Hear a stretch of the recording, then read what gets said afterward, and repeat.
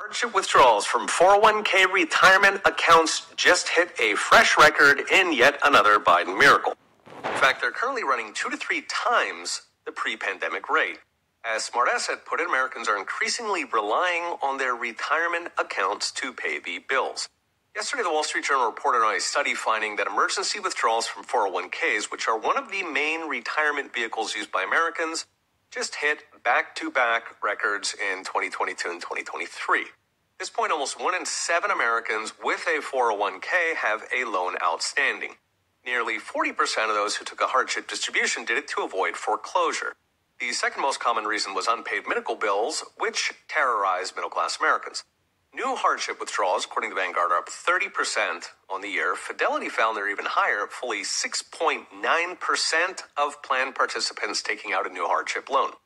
As background here, federal law allows 401k holders to borrow up to half their retirement accounts for a, quote, immediate and heavy financial need, such as medical bills, car repairs, and unexpected moving expense, as in you were fired, or a family member funeral. Of course, borrowing effectively withdraws the money with a promise to make it up. In theory, you can pay it back and avoid the penalties and taxes, but in reality, many do not pay it back, causing a permanent dip in their retirement income that, going by American savings rate, was probably dramatically underfunded to begin with. So what's driving the withdrawals? Easy. People cannot afford routine bills. They're squeezed between rising prices and falling real wages. So trillions in stimulus checks had hidden the pain, but now those are gone. People have run out of extra savings. In fact, they're going into debt at a record pace. So recent data found household debt hitting a record $17.5 trillion. That's almost $150,000 per household. With credit cards charging 24%, which is slightly less than the mafia, people are instead turning to raiding the retirement account.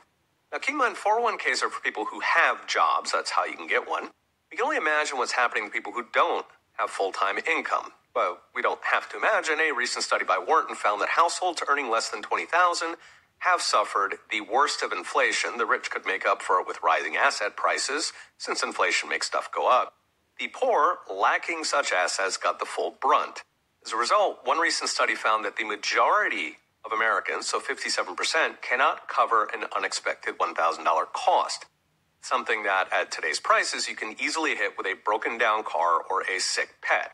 For them, they can't even raid the 401k. It's off to the credit card mines they go. Well, either that or hope the dog gets better. So what's next? Brought to you by Unchained.com. Media will continue lecturing Americans that the solution to our current stagflation is spend less. A few weeks ago, the Wall Street Journal provided helpful diet advice suggesting, quote, to save money, maybe you should skip breakfast. Of course, the other idea would be end inflation by limiting federal spending and grow the economy to secure jobs that actually do pay more every year instead of less.